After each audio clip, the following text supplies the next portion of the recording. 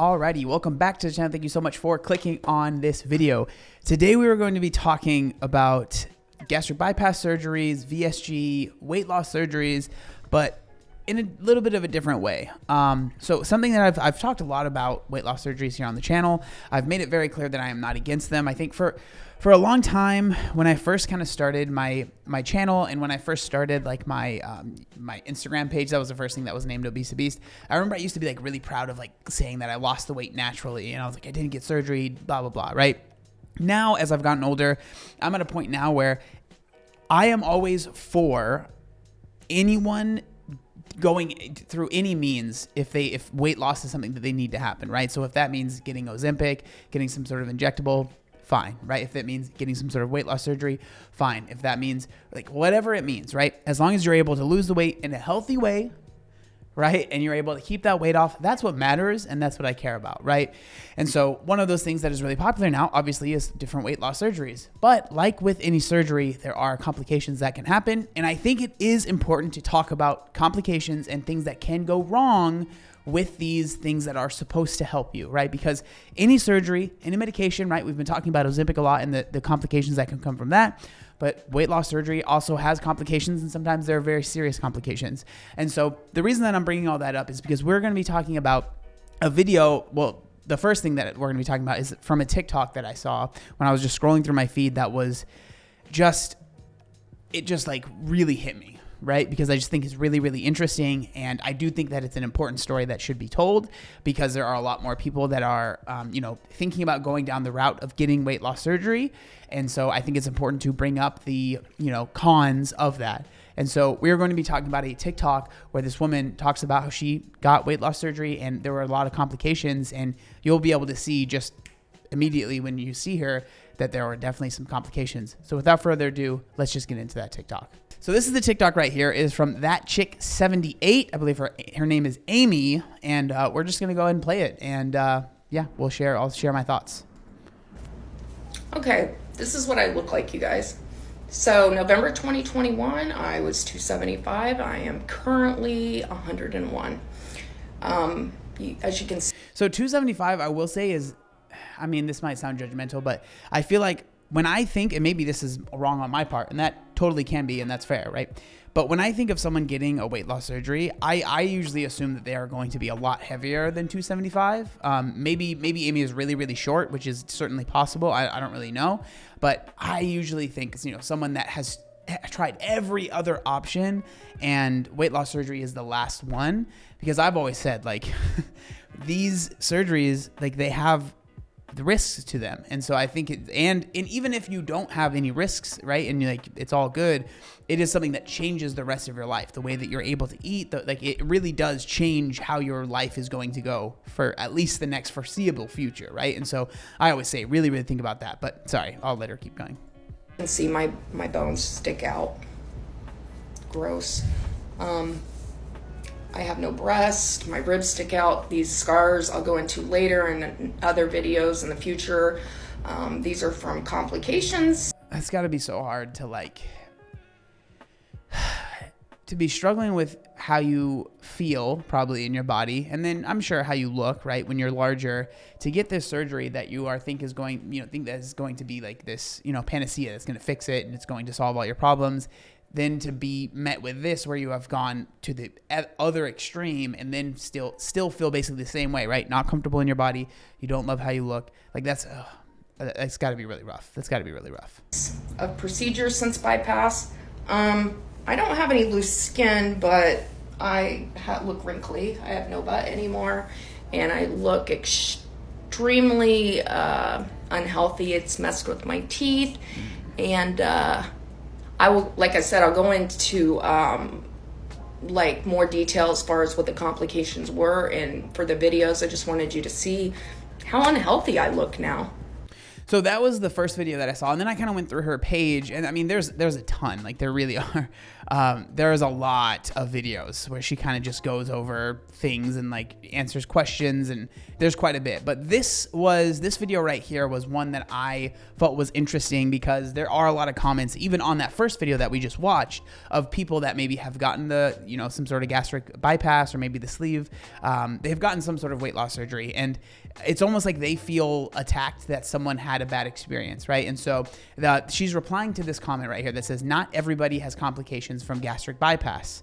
And so I'm just going to let her go ahead and answer that question and just respond to that comment.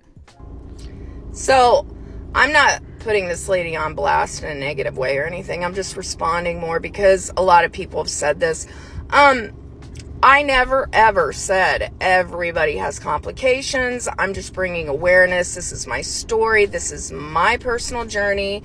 And it seems like sometimes people don't want to hear about complications, 100%. I think because surgery for most people is a pretty scary concept, right? And you don't really want to think about what could go wrong, because I think with any surgery, and then especially like, when you're cutting yourself open, there can be complications. There can be things that go wrong. There can be issues, right? And I think it's just scary to think about. And so it's just, you don't really want to think about it.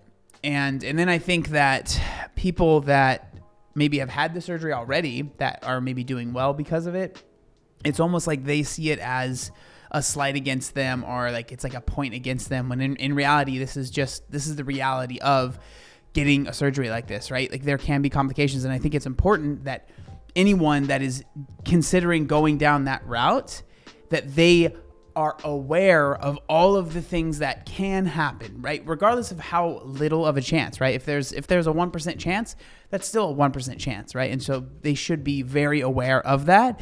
And who knows? Maybe they can talk to their doctor, and their doctor can make them feel better and be like, hey, the reason that this happened is because XYZ happened while she was getting, I don't know anything about the surgery, right? But maybe the surgeon will be able to be like, okay, yeah, I understand. I can understand that you have concerns about this, and this is why you shouldn't be concerned, right? This is what I'll do. This is what we would do.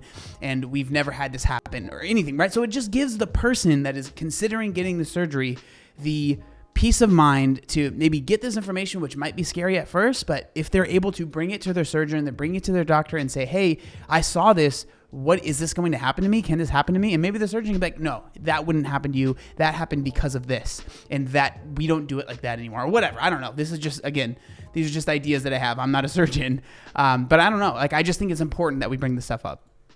And also, I didn't have any complications until about 10 months out. In fact, I felt great. I didn't have one single problem. Felt amazing. Then it started with an ulcer, and then it, went from there, And I don't feel sick every single day, but I mean, I have so many symptoms that I have to manage and regulate every single day. But there are days where I do feel horrible, or there's times where I feel bad some of the day and then feel fine the other some of the day. It's really weird. I have anxiety because I constantly am dealing with something or another. It's annoying, but no, not everybody has problems, but a lot of people do. And a lot more than you realize, I can tell you that. But yeah, I never said that everybody's got complications. So yeah, I agree with that. And I think that this is why I've always said that I think that the surgery should always be like the last option. Just because like those complications exist, those chances exist. And so I think that we should strive to, I don't want to say avoid, because then people accuse me of like hating on surgery or anything. That's not what I'm trying to do here at all. But I just think, that should be the last option, because it is the most serious option, right? And so I think we should, make sure you try everything and really work on yourself before you go down that route, because there can be complications and issues and things that you might have to deal with for the rest of your life. So this actually kind of caught my eye as well. So this is from a few years ago, actually. This woman was actually on Dr. Oz, but I do not want to play this video at all because I'm not a fan of Dr. Oz. But so I found an article that explains it a little bit as well. But it's kind of a similar story, right? And so this article is, this was published in 2020, so a few years ago. And it goes on to say, it's from the New York Post. It says gastric sleeve surgery gone wrong, resulting in anorexia for a mom of 4. And so mother of 4, Rachel Liao, 43, claims a gastric sleeve operation destroyed her life after it caused her to become anorexic, right? And so she went from morbidly obese to lethally underweight. Texan Rachel Liao's weight began spiraling in 2011. That year, the now 43-year-old mother gave birth to her 4th child, who weighed a whopping 12 pounds. 12 pounds. That is a small human, okay? That person probably pays taxes. 12 pounds is insane. And developed diabetes, which got out of control. Quote, my medication wouldn't control it, and I gained an enormous amount of weight. The certified nursing assistant told Cater's News, I was unhappy with the way I looked. No matter what she did, her weight only seemed to increase until she was so obese it became difficult for her to care for her children. At her heaviest, she weighed more than 330 pounds. On her doctor's recommendation, she underwent a gastric sleeve operation in 2015, but ended up in the hospital again just days later after coming down with a high fever and unbearable abdominal pain. Her surgeon had allegedly botched the procedure and made her stomach too small, causing its contents to leak out. That sounds absolutely terrifying. Like, for real. Once they've taken the stomach out, they can't put it back, she said. That would be very strange. I spent almost 2 months in the hospital and they couldn't fix it. That sounds horrible. Bariatric surgeries after the digestive system alter the digestive system to help patients lose weight, either sealing off a portion of the stomach to reduce the capacity for food or decreasing the body's ability to absorb nutrients, or a combo of the two, according to Mayo Clinic.